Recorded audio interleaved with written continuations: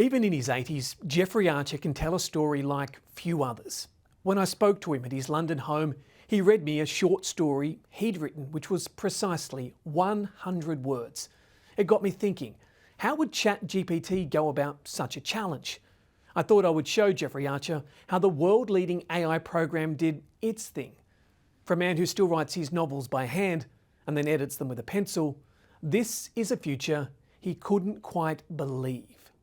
There is nothing prepared or orchestrated here, so why don't you put in the prompt, create me a 100-word story. So I just chunt it to this object and they will bring it out. Yes. Hello, object. I want you. No, you can't speak to it, you have to type. I can't. Okay. You'll have to do the typing. I will type. I handwrite every word, young man. So I have heard. 14 drafts. All right, what would you like? I want... write a... No, don't tell me how to write my own words. Okay. Put your stunning right. One Ready? is trying to help you with a prompt, but okay.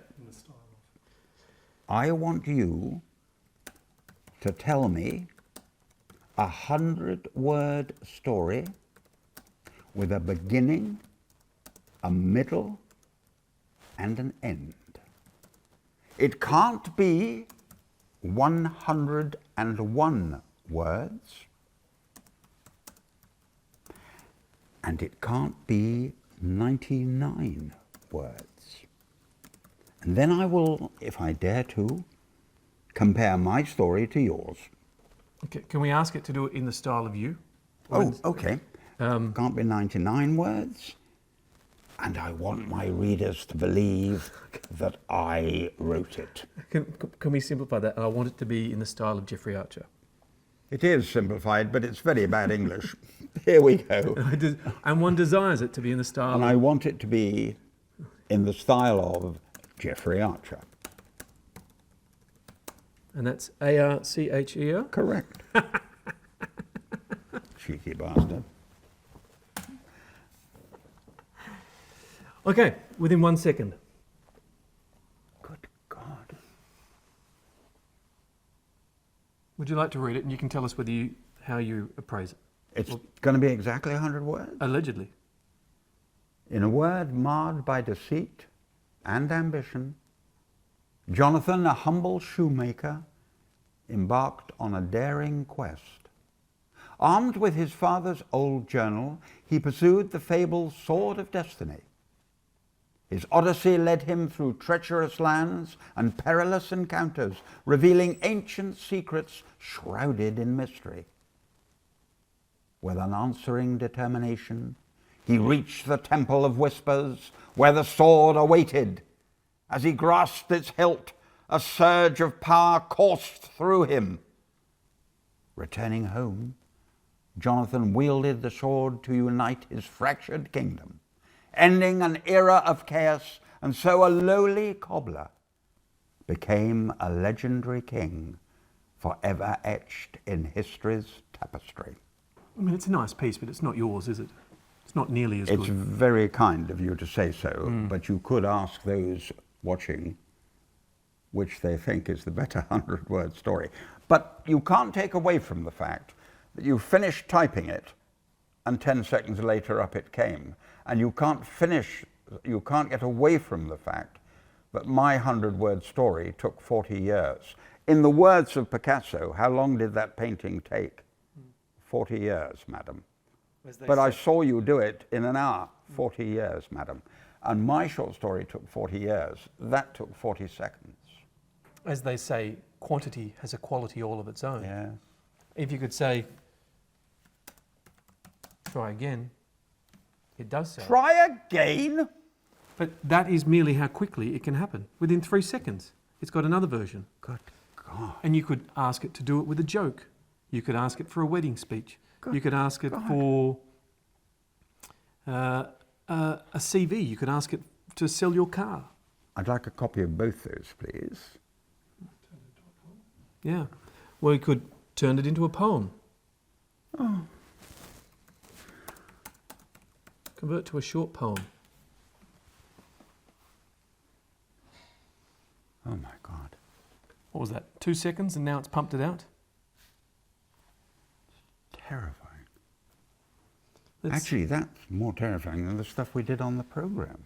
Well, Or are we now on the program again? in Verona's ancient streets they met, Alessandro and Isabella's love duet. Amidst feuding clans, their hearts aligned, passion aflame, destiny intertwined. I mean, I don't think it's Shakespeare. it's not. But did it get you through your It's Year not 12 Rumage. exam? Yeah, exactly. And what? O level, yes. Convert to. Give me a language. To what? A language. French? Merci.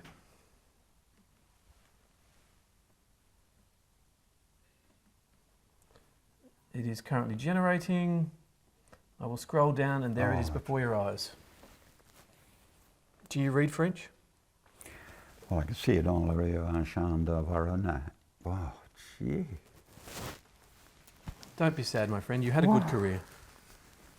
I'm glad I'm 83 and not 38. Do you know anyone who can say something fondly at your funeral? Because if not, I mean, we could get them to write Let me something. show you something, young man, before you go. Keep the camera running, you worms. Clifton Chronicles, which sold 100 million books worldwide.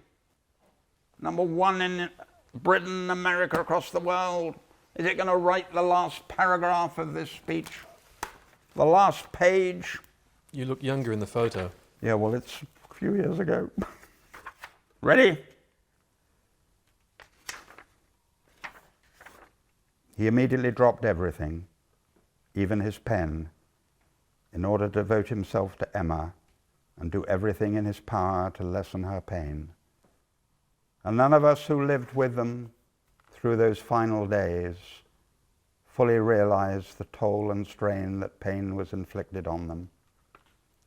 Within a few days of Emma's death, in an ending worthy of one of his novels, he was to die himself.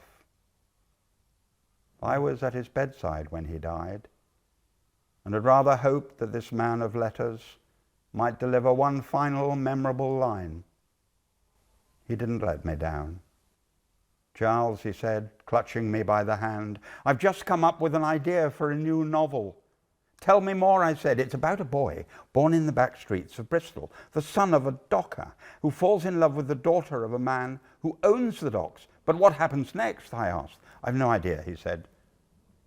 "But I'll have the first chapter ready by this time tomorrow." I picked up the pen. Charles looked up towards the heavens and said, "I can't wait to read it."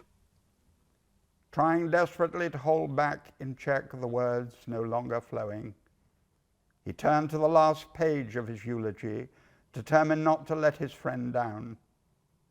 Ignoring the text, he said quietly, "Is it true that Harry requested a quiet exit from life's stage, and I ignored his wishes?" "I am no Mark Antony," said Giles, looking down at the congregation, "but I believe the bard's words apply every bit as much to Harry as they did to the noble Brutus." Giles paused for a moment before he leant forward and said almost in a whisper,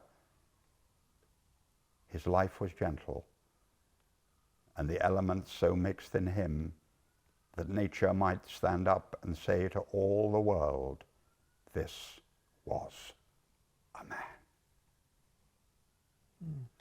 It's beautiful. That took hours.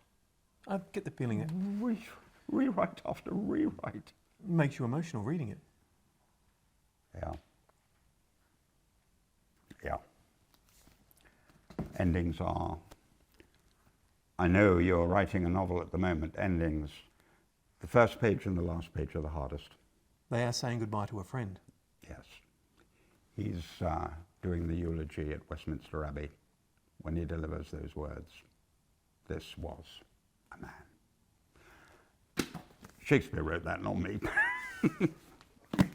In one of his greatest plays, Julius Caesar. Good enough to use. Yes, quite right. I'm honoured to have even been allowed to read it. What fun, chaps. Is anyone else on this programme? Well, how's that? I hope you enjoyed our chat with Lord Jeffrey Archer, and if you haven't done so already, make sure you watch our documentary AI Investigated on YouTube.